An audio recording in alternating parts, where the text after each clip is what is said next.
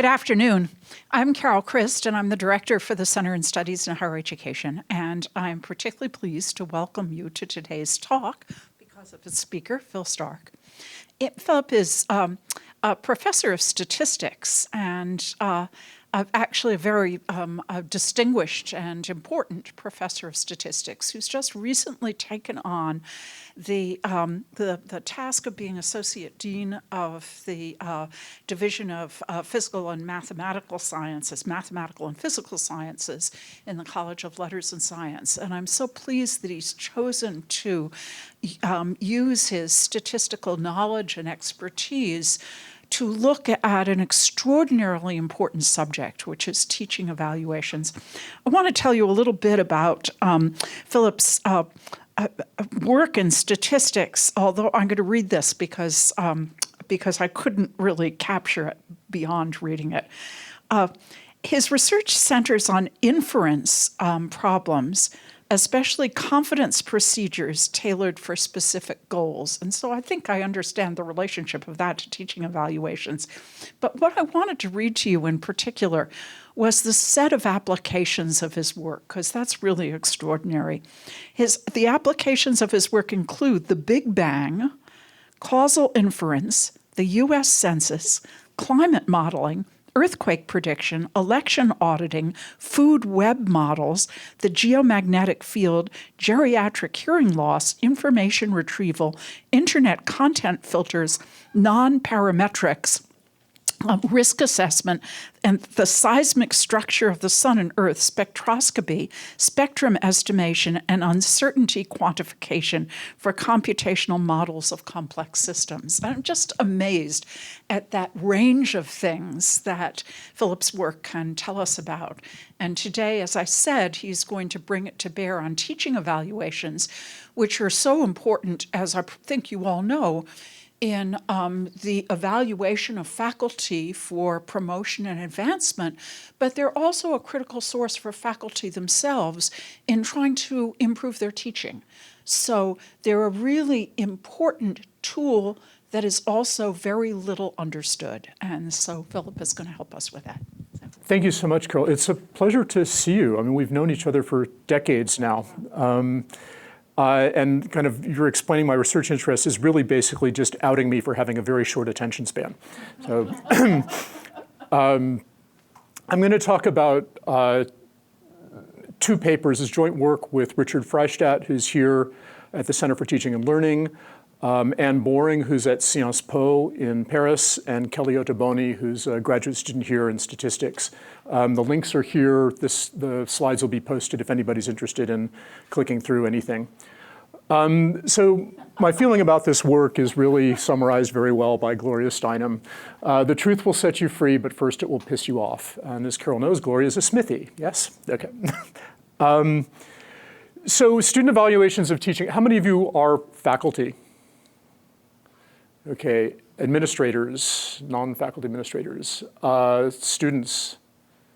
All right, so most of us have experienced student evaluations from one side or the other. They're the most common method used to evaluate teaching. They are used by most universities, in the US at least, for hiring, firing, tenure decisions, promotion. They have the benefit of being simple, cheap, and fast to administer, partly because you use parallel processing. You subcontract this to a bunch of students to do it in class. Typical items, two that are required at Berkeley on every evaluation for every department. First is considering the limitations and possibilities of the subject matter in the course. How would you rate the overall effectiveness of this instructor?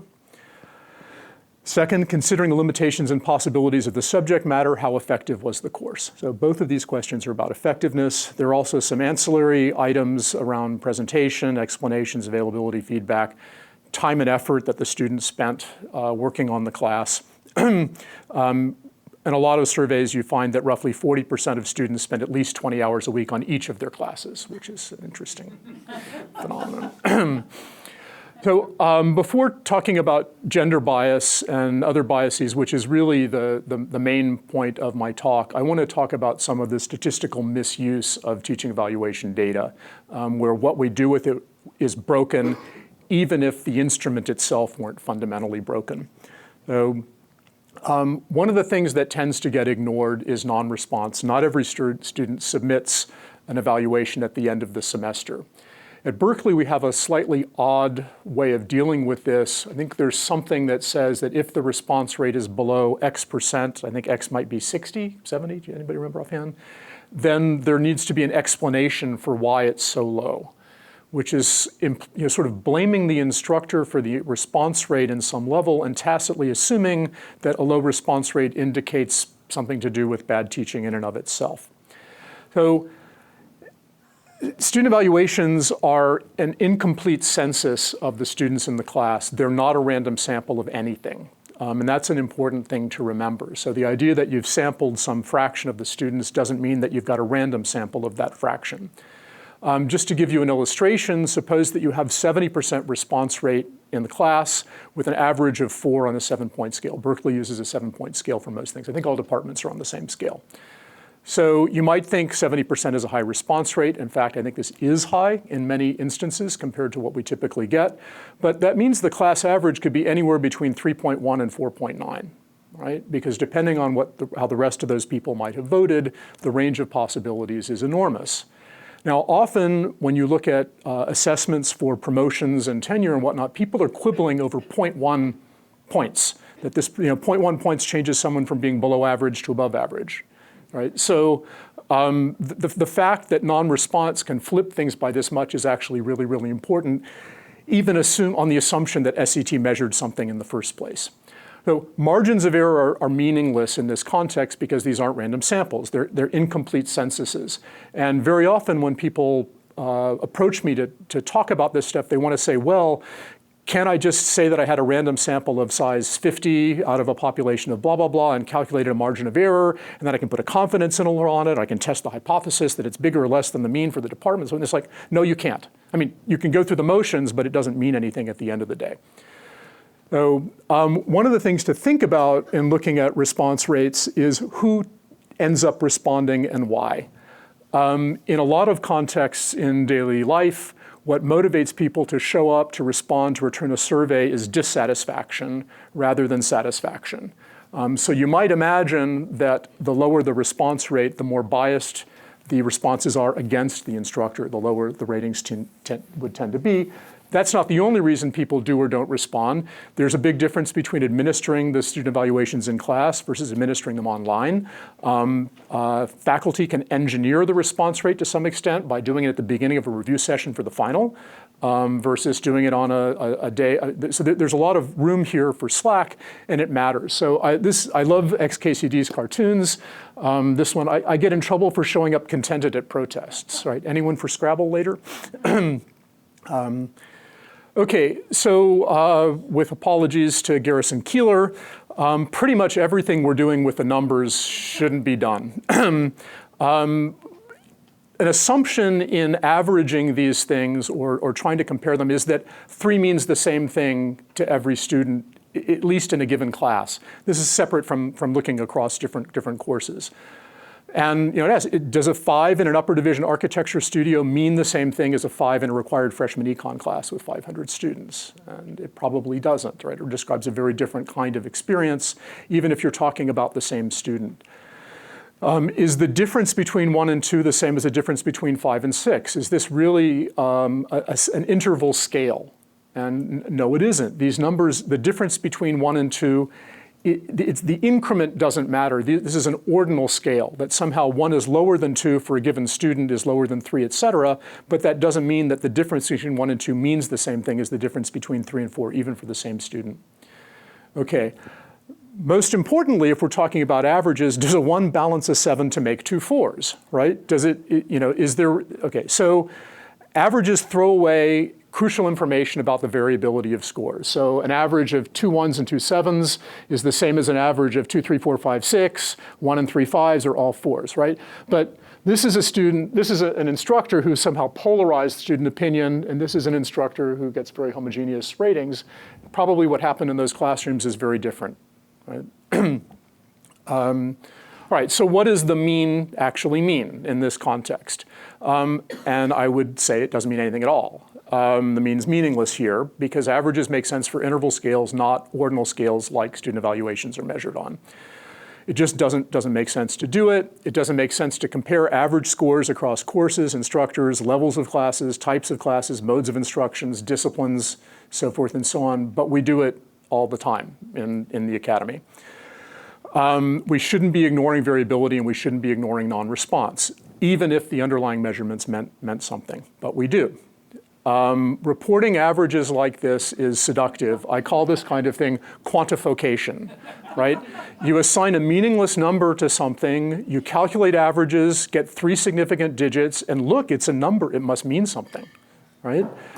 Somehow our brains shut down once we start to be presented with numerical evidence, and we stop questioning what the source of the information is, and then we do silly things. All right, so on from sort of the raw processing of the numbers and on to whether we're actually doing some kind of social science here or just sciencism. A book that everyone should read, if he or she hasn't already, is How to Lie with Statistics. It's a classic by Darrell Huff. It has very dated language, but one of the things he talks about is called the semi-attached figure. He says, if you can't prove what you want to prove, demonstrate something else and pretend that they're the same thing. In the days that follows the collision of statistics with the human mind, hardly anyone will notice the difference. Okay? This is absolutely true in my experience. It's this notion of quantification. Once you have a number, all thought stops. So what is effective teaching? Right? So those 2 questions that were asked at the beginning are, considering the limitations of the material, so forth and so on, how effective was this instructor? Effectiveness, right? Considering the limitations of blah, blah, blah, how effective was this course? What is effectiveness supposed to be? Well, it ought to have something to do with learning, we would hope, yes? Somehow an effective teacher facilitates learning in some way. How do you measure learning? Well, grades are not a good proxy for learning for a variety of reasons, one of which is that in our institution and most institutions in the US, the same instructor who is doing the teaching is the instructor who sets the exams and grades the exams. And they're not typically graded anonymously. There's all kinds of confounding factors that enter, and it's just very, very difficult to know whether someone is giving an easy exam, teaching to the test, something else. So grades by themselves are generally not a good proxy. There are exceptions. There are situations, many institutions in the UK, the person who sets the exams or the people who set the exams are not the people who teach the class. Things are randomized. They're blind. There are ways that you can turn it into a better proxy for learning, but generally here, they're not. Students are not good judges of how much they learned, right? This applies to, I'm not a good judge of what I learn in a particular context either. Sometimes I later realize that I've learned something. Sometimes I have the illusion that I've learned something and then later discover that I didn't. My experience in math classes as an undergrad was very much, you go through, you watch, it all makes sense, and you go home and try to solve a problem and you're clueless, right? But it felt good in the moment. Okay. There's serious problems with confounding. Does everyone know what the word confounding means? It's a statistical term of art. When one kind of thing shows up as another. So for instance, if we had, what's a good example of confounding people can relate to? Let's imagine a medication that, or a behavior that people tend to do when they're younger and not when they're older, and you look at how many years of life people have after this behavior, right? If you're younger, you're probably going to have more years of life left, whether you have this behavior or not. Okay, so the tendency to indulge in this behavior, engage in this behavior, will be confounded with the age of the people who are doing it. One effect will show up as another. So here, confounding can enter in a variety of ways. So imagine that you say, okay, I just thought of the cleverest possible way of measuring whether an instructor is effective. I'm going to look at how that instructor's students do in the next course that student takes. Okay, and so I look and I find that students who do well in this class taught by this instructor do well in the follow-on class taught by somebody else. Well, what if the reason that the person chose that instructor is because that instructor is known to be an easy grader, and the reason the person chose the follow-on instructor is because that instructor is known to be an easy grader, right? You would be confounding teaching effectiveness with strategic selection of instructors. Okay, so you can't just do that. That's not enough. You have confounding. Now this is an example of avoiding that fallacy, another XKCD cartoon. I used to think correlation implied causation. Then I took a statistics class. Now I don't. Sounds like the class helped. Well, maybe. Yeah. All right. Okay, so that's the issue of correlation versus causation. All right. So before I was complaining about the numbers, but it's not just the numbers that are troubled. Student comments are troubled as well. In an example in the paper with Richard Freistadt, we quote differences in the kinds of prose that students in humanities classes tend to write versus the kinds of prose that students in STEM classes tend to write when they're evaluating instruction. It's enormously different in the sorts of adjectives that appear, so forth and so on. Carol Lauer was a dean at Rollins College in Florida, and before becoming dean, she believed that narrative comments on course evaluation forms were straightforward and useful. And then when she started to read a lot of personnel files coming across her desk, she started to have doubts. So she designed a survey of 185 students and 45 faculty to understand how they use different adjectives relating to teaching. So it turns out that faculty and students use the same words to mean very different things. She looked at words like fair, professional, organized, challenging, and respectful. Okay?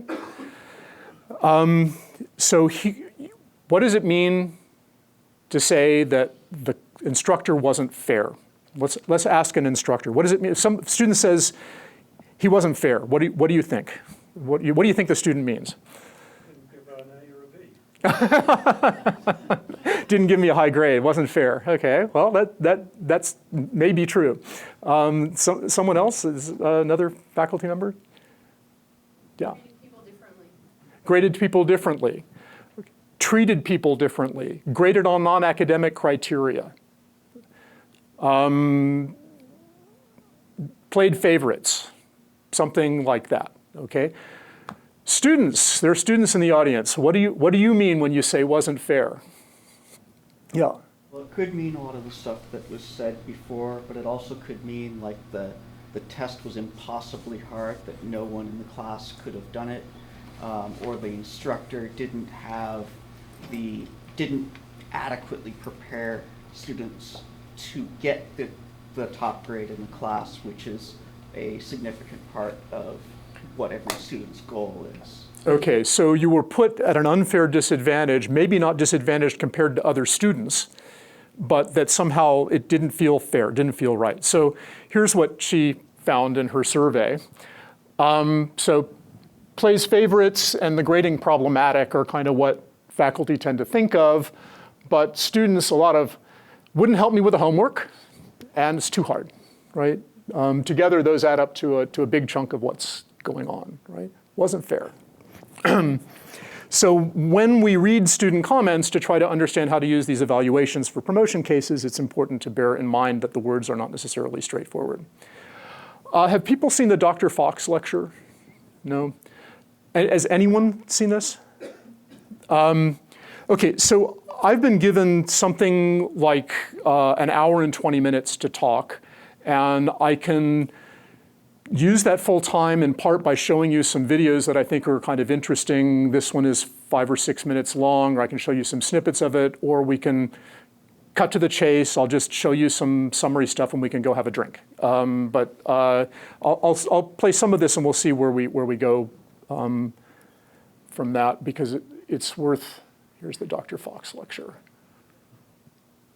For those of you who have subscribed to that magazine, that journal, and he also has, I think, 2 publications, 2 books on the topic that he's going to address us with today, and that is behavioral games as it applies to physician learning. Dr. Myron Fox. Dr. Fox. Thank you. There are several advantages I notice in coming from California. One is that you can wear shorts, whereas the Easterners wear a suit, and that you can wear a mock turtleneck shirt where we wear a tie. I'd like to start today by getting into the applicability of game theory in the field of medicine and in the field of teaching. Now, when Neumann and Morgenstern started with game theory, it was not long before they realized that game theory was not primarily concerned with disclosing the optimum strategy. What it really is concentrating on is concerned with the logic of conflict, that is, with the theory of strategy.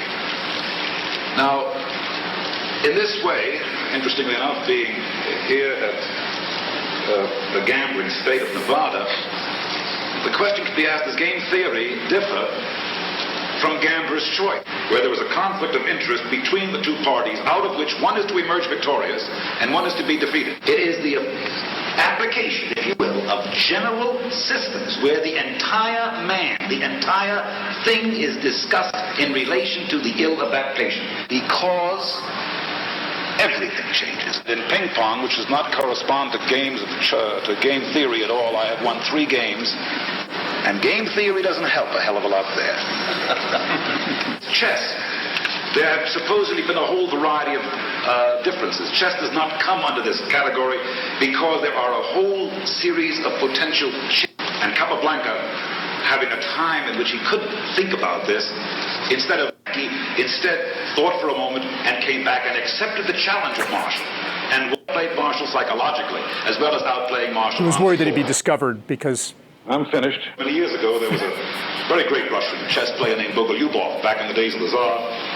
There is one small thing, Colonel. I have a Luftwaffe code book with me. The top secret, of course. I wonder if you could put it in your safe. It's not a confrontation, it's a games theory. It takes place between Tosca and Skopje. Of course. It's a storehouse of priceless art treasures. Now that has great significance. We say... Okay, so not only did nobody suspect, but people raved about how wonderful the lecture was. Some of them interviewed afterwards said they had read his work before.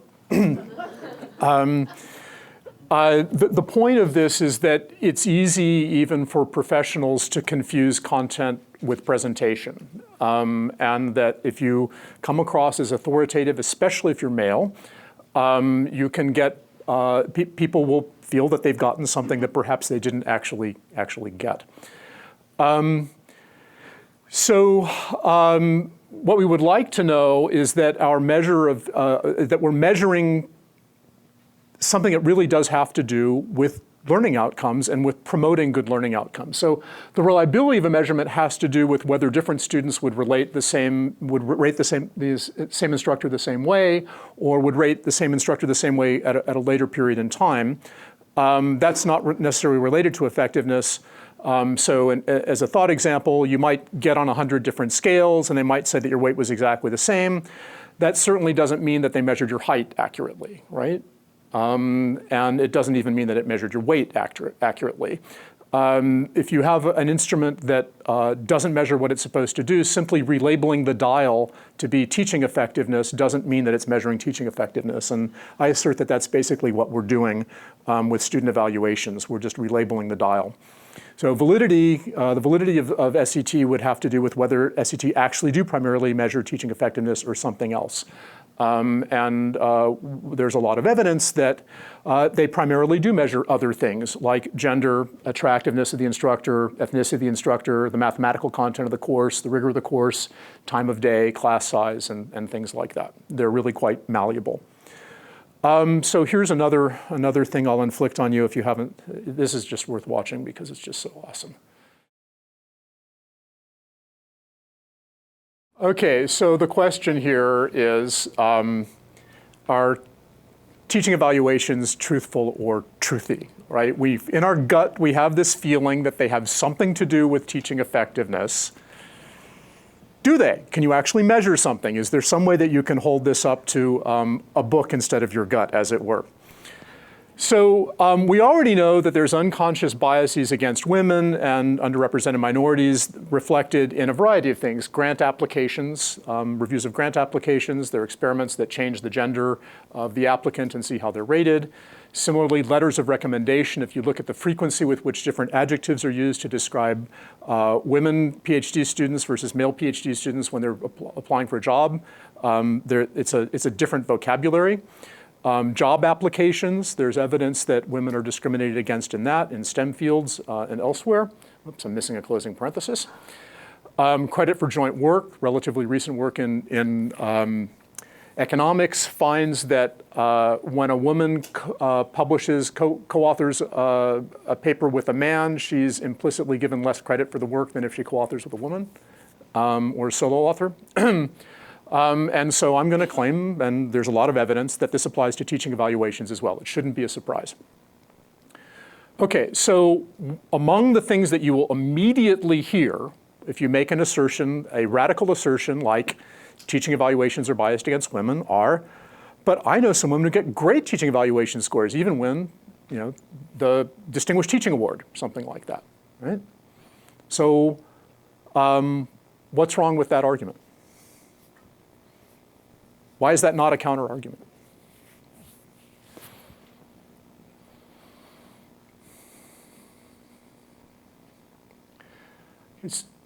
So one of the fundamental principles in statistics is that if you want to know what the effect of something is, you need to compare it to something else. You need a but-for, you need a control, right? What's the appropriate hypothetical counterfactual world we should be comparing to? It's not this woman versus everybody else on the faculty.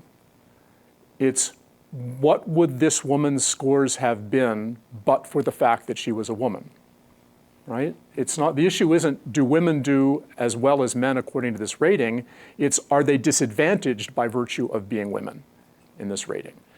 So there's evidence by my colleague co-author Anne Boring that shows that what women need to do to get good teaching evaluations is much more difficult than what men need to do to get good teaching evaluations. It's not that they can't, it's that it's more expensive. It takes more of their time and effort, the kinds of behaviors they have to do, the kinds of preparation, so forth and so on. So it's not that women can't get good teaching evaluations, it's that to do that will probably cost them other things like research time that it wouldn't cost a man who is similarly situated otherwise. Okay. I know student evaluations aren't perfect, but surely they have some connection to effectiveness. Well, maybe. We'll look at that. It turns out that they do, but by and large, it's the opposite that you would expect. That is, instructors who get higher evaluations are generally associated with lower student performance in follow-on courses and other relatively objective measures of learning. I know that my student evaluations are better when I feel the course went better. Faculty feel that? Yeah, I kind of feel that too. But maybe that has nothing to do with effectiveness either. Maybe that just has to do with, is it an enjoyable place to be? Do I feel like students are engaged? Are we all having a good time? Is this interesting? All those things may be connected to effectiveness, right? All other things being equal, the more engaged you are with the material, the more you're likely to learn, but it's not the same thing. Engagement is not learning, it's connected to learning. Shouldn't students have a voice in evaluating teaching? Yes. How? What? For what purpose? Right? They're there in the classroom. They've got the most direct experience of what's going on. But what are they in a good position to judge? Now, if we were a for-profit university that was trying to sell a product, and what we cared about primarily was customer satisfaction so we could market our product, we wouldn't need to pretend that we were measuring teaching effectiveness with student evaluations. We could just call it a consumer satisfaction survey and end up hiring all male professors, right? Because they would maximize the satisfaction of the students, apparently, according to what I'm going to talk about.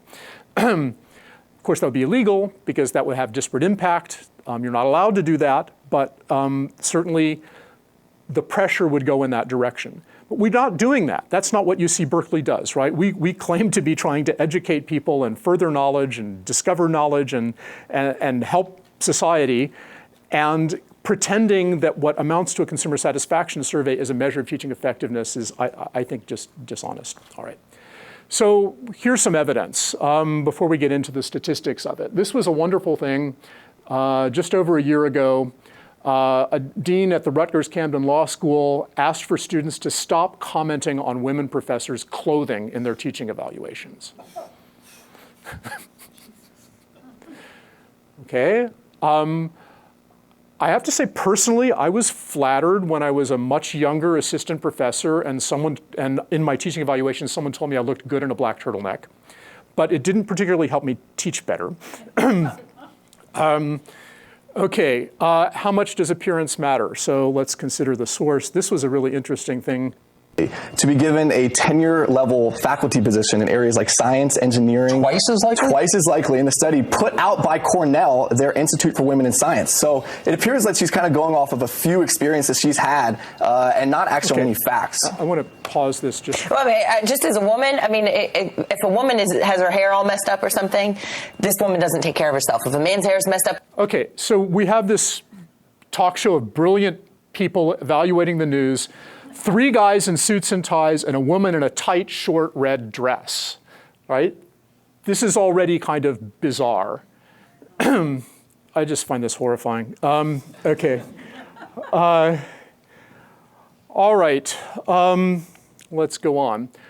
Have people seen this website? This is looking at the frequency with which different adjectives are used to describe male versus female faculty on ratemyprofessor.com. Okay, so Rate My Professor is a volunteer thing. People go on there to do, they may be positively motivated, saying this is the most wonderful professor I've ever experienced and I want to tell the world about it, or this is the most horrible experience I've ever had, I want to tell the world about it.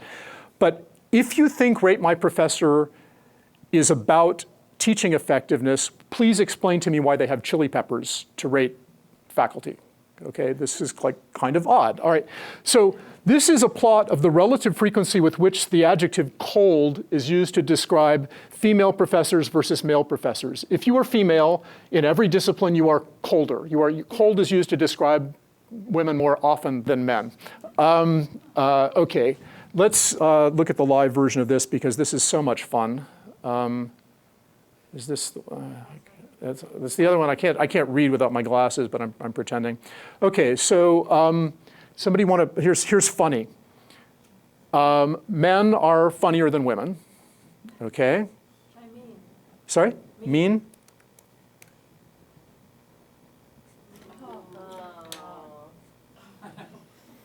Okay. How about brilliant?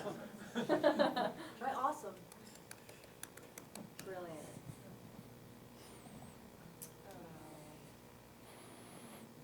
You like awesome? Is it? Organized.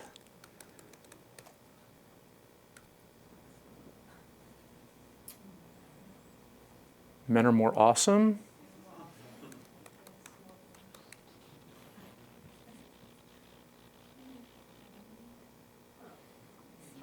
Interesting. Yeah.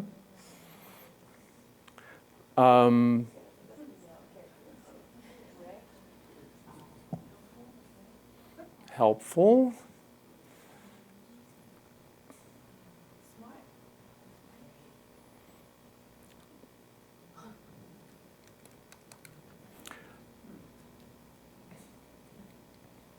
Okay, do you think this is measuring something objective? All right. Many hours of fun to be had with that. So that is available then? That's online. Yeah, that's Ben Schmidt's website. Yeah. Okay, so what do SET actually measure? What do student evaluations measure? So they're highly correlated with students' grade expectations, and I will talk about that in a little while. They're highly correlated with students' subjective rating of enjoyment. One of the things I took advantage of when I was department chair was to add an item to the student evaluation asking students on a scale of 1 to 7 how much they enjoyed the class. And I had that data then to look at correlations with other things. So, instructor, gender, ethnicity, and age matter for student evaluations. I'll talk a little more about that. And it turns out that omnibus questions about the design of the curriculum, the effectiveness of the instructor, and other things seem to be most influenced by factors unrelated to learning. So the more abstract a judgment you ask the student to make, the more that's going to be, the response will be affected by things that don't have anything to do with what's really happening. Oh, this is a priceless study. They ask students to evaluate instructors based on watching a 30-second silent video of the instructor giving a lecture. And based on that 30-second silent video, they can predict very well how that instructor will be rated at the end of the semester. Even reducing it to 6 and 15-second clips didn't destroy this. Okay, so how much information are you getting about somebody's teaching in a 30-second silent video? This is a wonderful study also. What Arbuckle and Williams did was to record a series of lectures in a gender-neutral voice and then have a stick figure animation to go along with this voice as the deliverer of the lecture. Then they told people watching the video that either this was a young man, an old man, a young woman, or an old woman, and looked at how they rated the instructor, the lecture, on things like using a meaningful tone of voice, speaking enthusiastically, and so forth. When you are a young man, you are more enthusiastic than when you are a young woman or an old old man, even if you are the same voice and the same stick figure. Okay? So again, how much credence should we be giving these adjectives? All right, so what we would really like to see if we're trying to measure whether student evaluations have anything to do with effectiveness is a randomized controlled experiment of a kind that we couldn't do at Berkeley or in most institutions in the United States. But it turns out that you can do it at the Air Force Academy because their students are randomized into sections of their introductory classes. The exams given across sections of the classes are uniform. Students are then re-randomized into follow-on sections of the classes. Again, the exams are consistent, and you can look at how students do and relate that to the ratings that they gave instructors in previous versions of the class, or in the predecessor of the class, the precursor, what's the word I'm looking for? Prerequisite. Bocconi University also does something like that. We'll talk about them. One of the sets of data I'm going to talk about in detail is a wonderful experiment done with an online course at North Carolina State. This was reported in 2014, McNell et al. And then data collected by my co-author, colleague, Ann Boring at SciencesPo, where again, students are there's a quasi-randomization going on. So we'll talk about this. So here's the Carolyn West. This is from the Air Force Academy. And basically, the one sentence message is students appear to reward higher grades in introductory classes, but punish professors who increase deep learning. So instructors who give high grades in a class tend to get higher teaching evaluations, but then in the follow-on class, their students tend to do worse. Okay? Here is the Bocconi University study. Again, the one sentence summary is teachers who are associated with better subsequent performance receive worse evaluations from their students. On the other hand, teachers who are associated with high grades in their own exams rank higher in the students' evaluations. So again, grade expectations or something connected to that. So here's the McNell, Driscoll, and Hunt, and I'm going to talk about this in excruciating detail. This was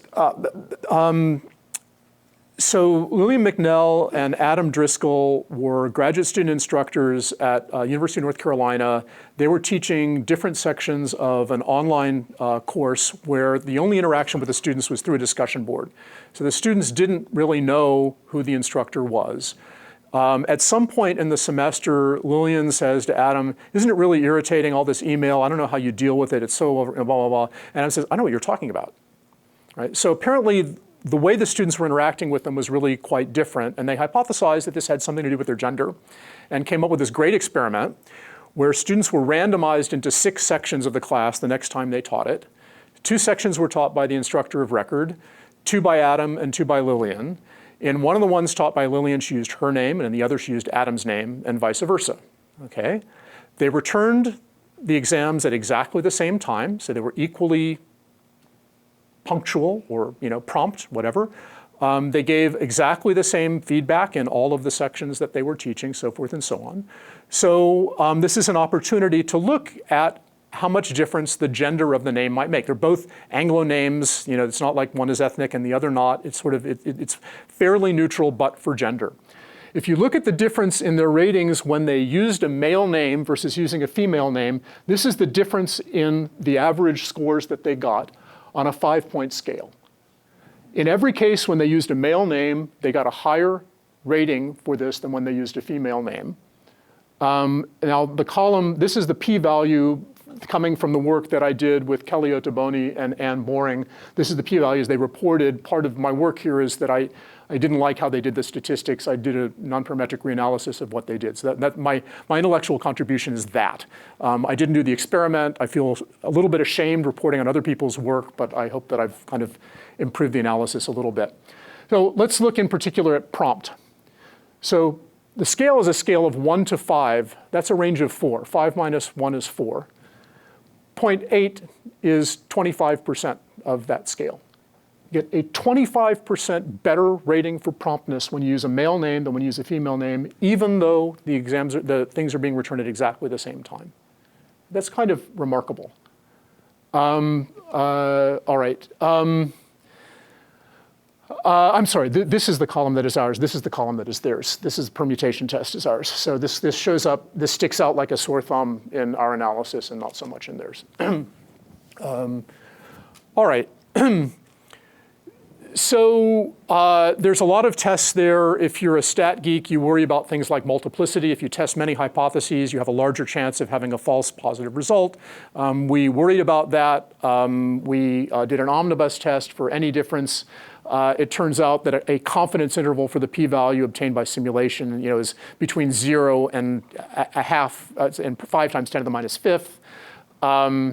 Male students and female students, male students rate perceived male and female instructors about the same. And female students rate perceived male instructors higher than they rate perceived female instructors in these data, which is an interesting thing, that in this data set, the female students are biased against the male instructors. So here's looking at that. Oh, first, this is, so these are not the same person. Maybe there really is a difference between how people respond to a teaching style of a certain kind. There might be something going on. What's going on? So let's look at exam performance and instructor gender. So the p-value for the difference based on the perceived instructor gender is about a half, right? This is not at all a surprising difference. It's like a coin toss. The actual instructor gender, Lillian's a much better teacher measured by exam performance. So the female instructor is actually more effective as measured by performance on this anonymously graded exam with a small p-value. Okay, so now on to the work at SciencesPo. Again, not my data, but my analysis, I helped. These are 5 years of data in 6 mandatory introductory classes in different subjects. The student evaluations are mandatory also, so this really is very close to a census, unlike how it turns out in the United States. The final exams are graded anonymously except in political institutions, so we omit that from some of the analyses that involve final exam scores. Students, okay, there are 23,000 student evaluations here of 379 instructors done by 4,400 students in 1,200 sections of the class. And if you stratify by year and course, there's 21 strata in the analysis. And I'll explain, students sign up for triples of courses at a time. And they don't really get to pick the instructor they're taking it from. It's kind of a scheduling issue. And so while there isn't an actual randomization going on and deciding who gets what instructor, it's effectively uncontrollable by the student, and it seems to mix the students pretty well. So in the analysis of this, we pretended that we kept, because there may be cohort effects, students who study together may give similar ratings, so forth and so on. We kept the students together in the analysis and thought about this as if which particular instructor taught a given section was as if assigned at random within a given year. So we're keeping the set of students that they were assigned to the same. We're keeping the exams the same because there's uniform final exams given across every section of the class. All we're doing is imagining that, that among the classes, among the sections that instructor might have taught that year, the instructor was assigned one at random. Okay, and we looked at things like the correlation between student evaluations and the gender of the instructor within each stratum, and then average that across strata, and correlation between exam scores and so on. So overall, there is a sort of weakly positive, it's the average correlation coefficient is 0.04, gives a p-value of about 9%.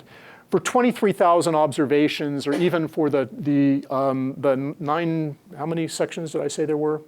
1,194 sections. That's not a terribly compelling result. If you look at the association in many of the subjects, it's negative, meaning that the sections where students gave higher evaluations to the instructor, they did worse on the final. Okay. Now, one of the interesting things about these data is that students get interim grades that include everything up to the final exam. And that gives them some expectation of what their grade is going to be, but the final might end up being a surprise. So we're looking at things like the final exam scores, but we also have a measure of the grade expectations separate from that, the interim scores up to them. Why is there such a difference, like from history, the same between macro and micro? Why on the p-value? On the p-value or on the association? Just why are they so big difference? Well, I mean, these are both kind of in the noise as measured by that. I mean, you're going to get a 20% chance of seeing something that big, 55% because it's negative and we're doing a one-sided test. So I don't know. I mean, I have no idea. Okay, if you look at the association between the average scores and instructor gender, overall, the average correlation is about 0.09, and the p-value of that is essentially 0. It's like highly significant. It's in the individual courses, the significance doesn't stick up so much, but in every instance, it's positive. On average, male instructors are getting higher ratings than female instructors. Okay? I wouldn't make a big deal out of the p-values, but the fact that everything points the same way is interesting. Now, if you look at the association between the student's final exam scores and the instructor gender, it goes the other way. Okay? Again, this is a uniform exam administered across all sections of the class and graded anonymously. Okay? So even though the women are, in some sense, more effective teachers than the men, they're getting lower evaluations on average. This was the one that only had the one male teacher and the one female teacher? No, this is the French data with we're onto the French data now. So this is 1,200 sections of classes, 4,400 students, 23,000 courses. Okay. All right, now for these data, looking at the concordance between, we see overall that men are getting rated higher than women. You might ask, well, is that because male students are rating men higher or because female students are rating men higher? And in these data, it seems to be that it's the male students are rating male instructors higher, whereas in the North Carolina State study, it was the female students who were rating the male instructors higher. Immediately, reporters want to make a big deal out of this. Was a cultural difference between France and the U.S. Like, I don't know, it's different classes, it's different people, it's different I mean, it's who knows, right? But the point is, big point is, it does vary with it varies with geography, it varies with the topic of the class, it varies with the subject matter of the class, it varies with all of these things. The idea that you can simply add X points to women's evaluation scores is silly. It's much more complicated than that. There's no simple adjustment for this, right? There's no way out. Okay, is it that male instructors are more effective at teaching male students or something like that? No, in fact, the male, at least overall and in history, the students and male instructors did worse. Male students and male instructors did worse by a little bit. Right? Okay. Interim grades. Guess what? You can predict somebody's student evaluations from the interim grades, which are their grade expectations. All right? So nobody knows quite why this is, but there are a variety of hypotheses. One is, if you make the students feel smart, they'll give you a high rating, right? If you simply make them think they're going to get a good grade, The two things are related. And I've heard that people have successfully engineered their teaching evaluations by making a point of saying, now this stuff is really hard and you're going to be really smart if you can figure this. So that's a way to keep that in your quiver. All right, I'm going to skip this and try to go on. So I'm going to tell you a little bit about the statistics. Well, actually, let me just ask, does anybody care about the details of the permutation test that I used, or is this enough? One person? 2 people? 3? 4? All right. I'll give you an idea of where it came from. Let me use this, and I'll just try to explain for the North Carolina State data how this works. So the idea is this: every student is represented by a ticket,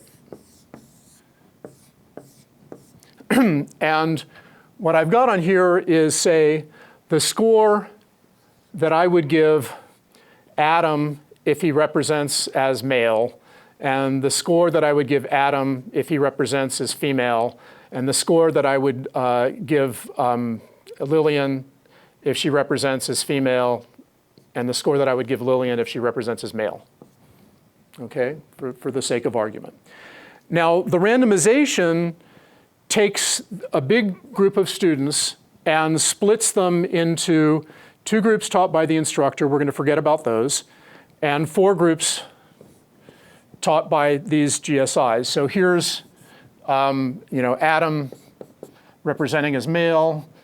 Here's Adam representing as female. Here's Lillian representing as first female, and Lillian representing as male. Okay, so the way the randomization was done, if we say, let's hold constant the students who happen to be put into one of these 4 sections. So every way of allocating those students to those sections was equally likely. Every way that resulted in the number of students in this section being 19, and the number in this being 18, and the number in this being 20, or whatever that happened to be. All those are all equally likely. And let's imagine that the gender of the name that the instructor used in teaching didn't matter whatsoever. What would that mean about the numbers on this ticket?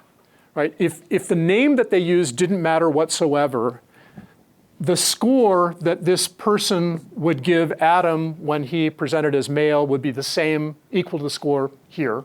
And these 2 scores would be equal. The score that this student would give Lillian would be the same whether Lillian presented as male or female. Okay? So this is what's called the strong null hypothesis, and it's that individual by individual, the name doesn't matter. Now, the instructor might matter. There's no assertion that all 4 numbers are equal, just that the first 2 are equal and the second 2 are equal, okay? So if I think about, so suppose that a student gets randomized into here, and suppose that this hypothesis is true. Then I know what score that student would have given had that student been randomized here instead, because I know that that number is equal to that number. So if the student had been here, the score would have been the same. Okay, and similarly, if the student had been randomized into here, I would know what the student's response would have been had he or she been randomized into the other group, and vice versa. But if the student was randomized into here, I'd have no idea what the student's score would be here. So because all of the allocations are equally likely, so are all the allocations that keep constant the students assigned to Adam and keep constant the students assigned to Lillian. And that induces a probability distribution on any test statistic I'd like to use, in particular the test statistic that was reported in the McNell et al. Paper, which was taking take the mean of all cases where they identified as female, take the mean of all cases where they identified as male, subtract the mean of all cases where they identified as female. So that I get a probability distribution induced on that from the strong null. So that's how the test was done. There's no assumption that anything has a normal distribution. There's no assumption that the student scores are a random sample from some bigger population or anything like that. Condition on the scores, condition on the assignment. We actually condition on the non-response also. There were a few students who didn't turn in teaching evaluations. The assumption was that had that student been assigned to a different section, the student still wouldn't have turned in a teaching evaluation. Okay, that might not be true, right? All of these are assumptions, but really this strong null is what is going on. This includes something that's called the non-interference assumption, which is that the score that I give the instructor depends only on which section I was assigned to. It doesn't depend on which section you were assigned to. So if we study together and we're in the same section versus a different section, that might matter, right? So, but the assumption in the analysis is that it doesn't. So that's where the numbers, the p-values come from in the column. And what we did for the SciencesPo data is similar in concept.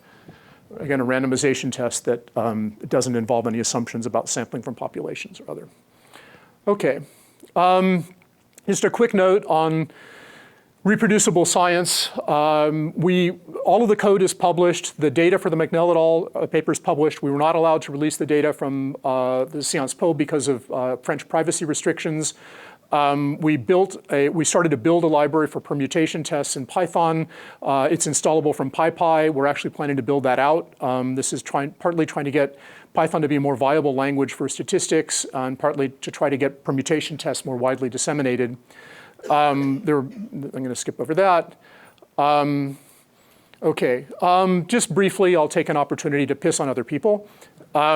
Who supports student evaluations? Well, the strongest supporters turn out to be people who sell them for a living. This is a wonderful quote from Upton Sinclair, if you haven't seen it. It is difficult to get a man to understand something when his salary depends upon his not understanding it. Okay, so there's a company called IDEA that publishes a lot of white papers showing how great student evaluations are. Okay. Another issue on,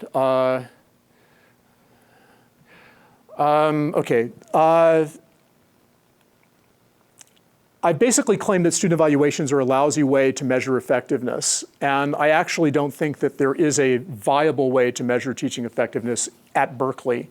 I think that rather than trying to measure outputs, we're better off trying to measure inputs.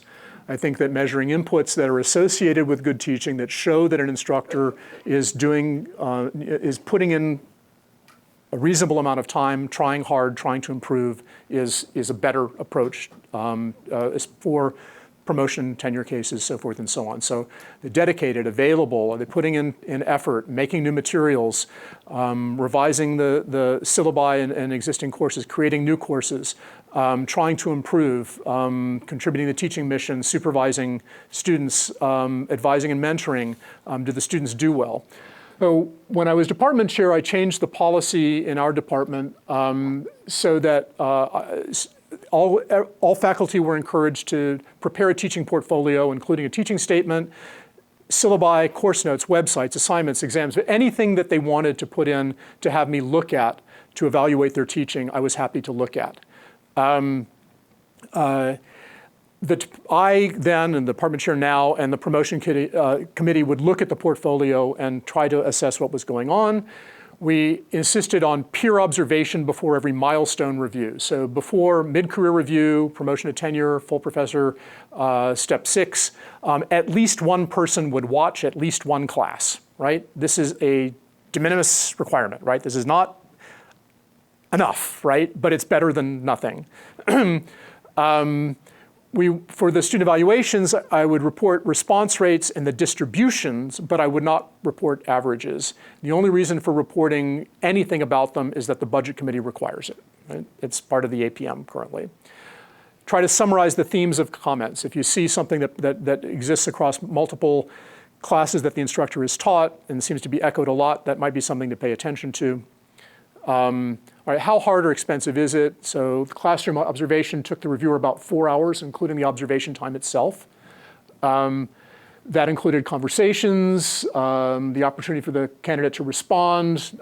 We developed a whole procedure around this so that the faculty could have a no-fault do-over if they felt they'd had a bad day, if they felt that the evaluator was not being fair in some way, not fair.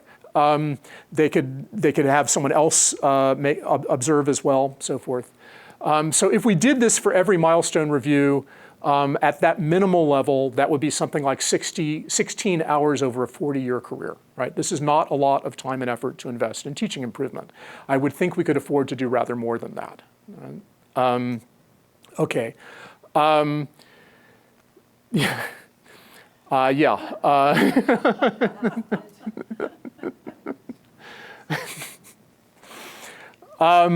Okay. I'm going to skip over this stuff because it's available elsewhere, and yeah, leave some time for Q&A. Okay, yeah, I'm shutting up now. Your turn. Oh, Q&A, great. Questions, anyone? Does anybody have any questions?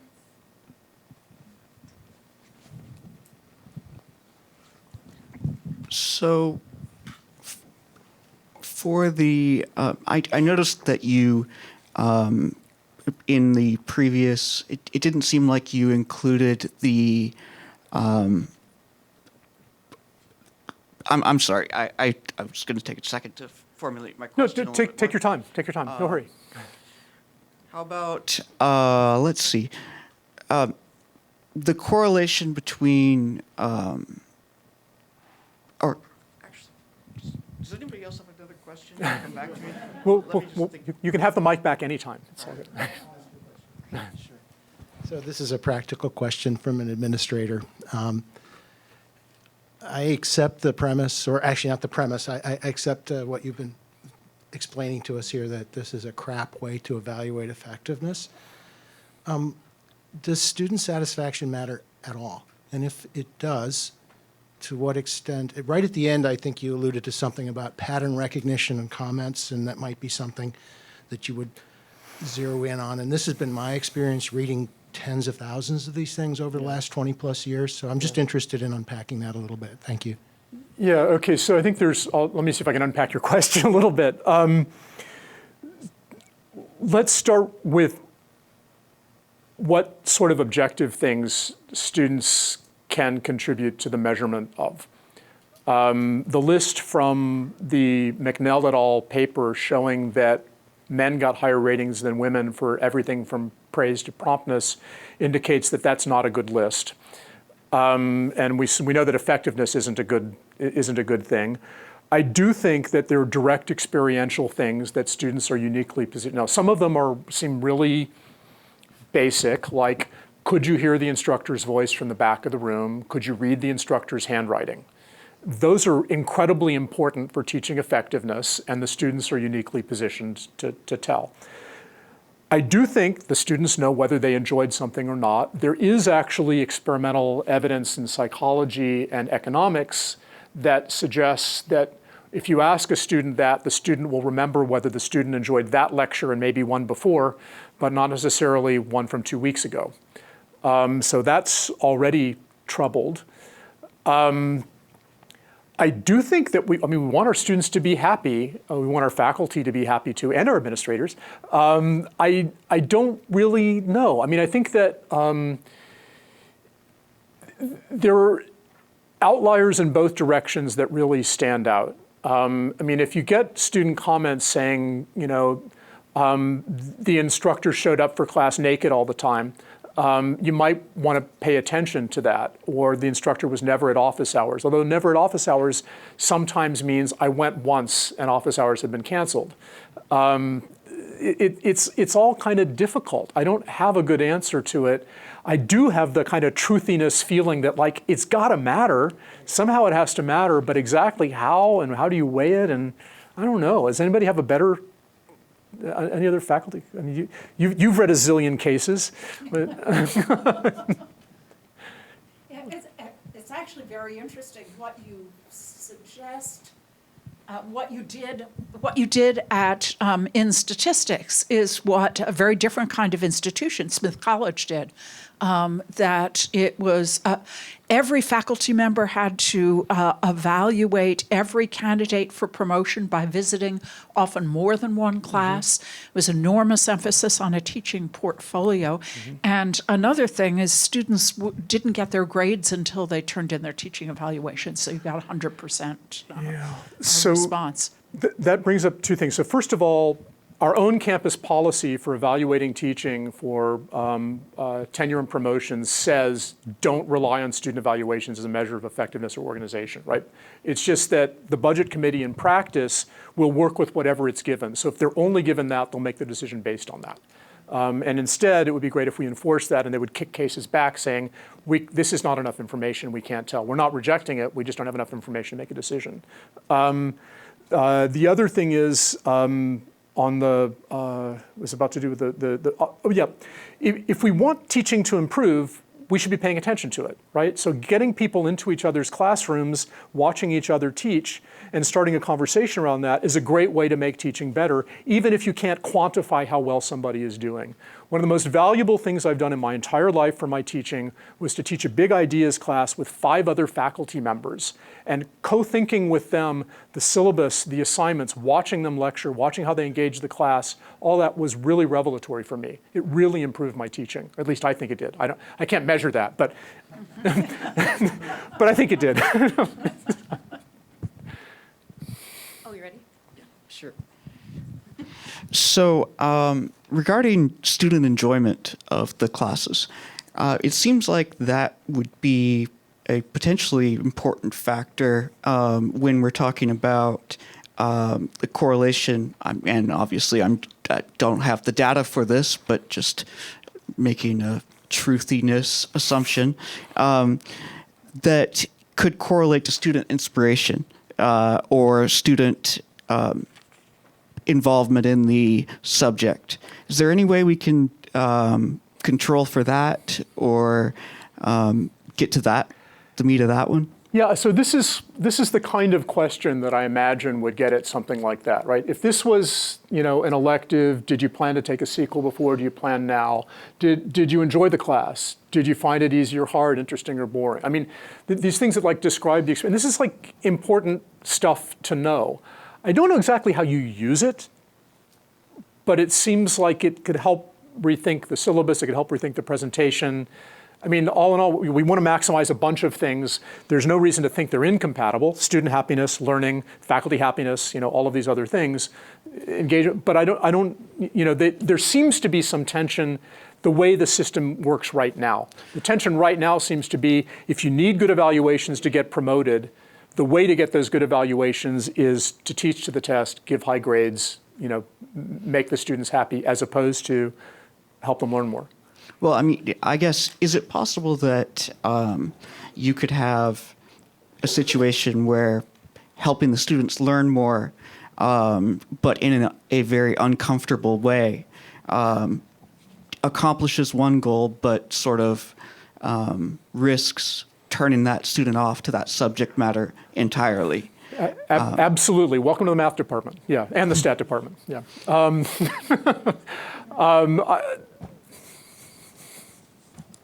Thank you. Yeah.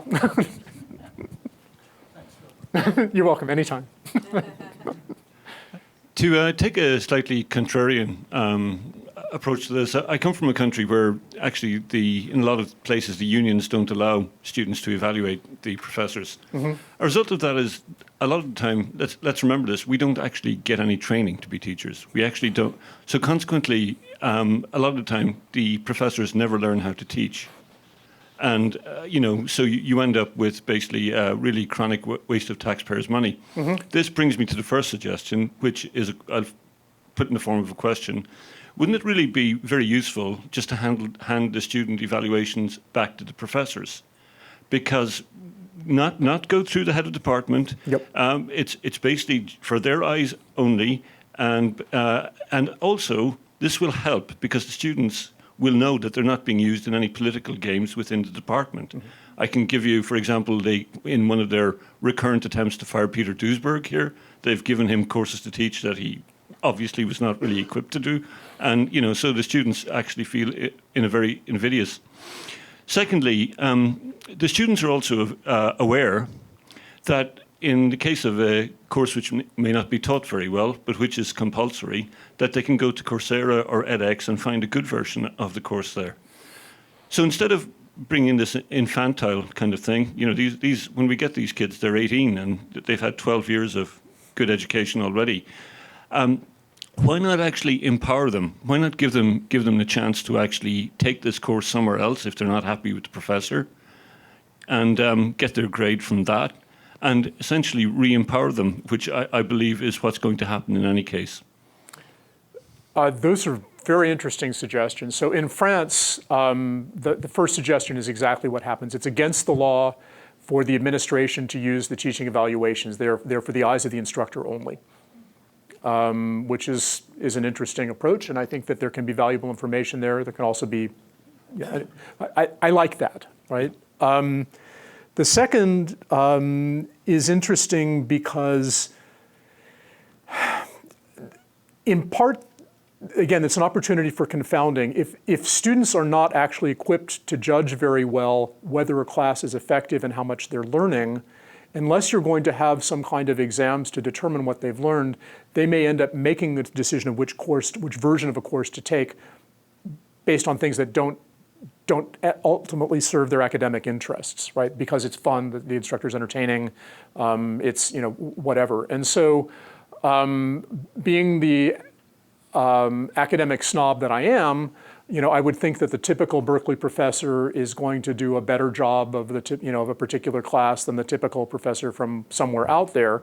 Although I recognize that Coursera and edX and whatever have courses by phenomenal professors from various places. I'm not saying that I am one of those, but I've co-taught an edX class that had record completion rates. Anya Adhikari was the person doing the face-to-face stuff. Sorry? She's great. She won the Distinguished Teaching Award. She's awesome. She's one of those people, all the adjectives, So I don't know, right? It's almost like, there's test-driven design in software development. And it would almost, be interested if we could somehow do something that would instrument things in a way that you could figure out what really is effective and not. I think that could conceivably work for some technical subjects. I don't think it's going to work that well for a lot of the humanities. Just one final comment here. I think anything that removes power from the administration and gives it back to the community of scholars, which constitute the university, is a good thing. And we're in a position to do that now, I think.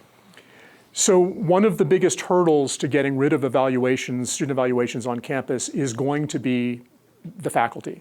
There are several reasons for that. One, it's the devil you know.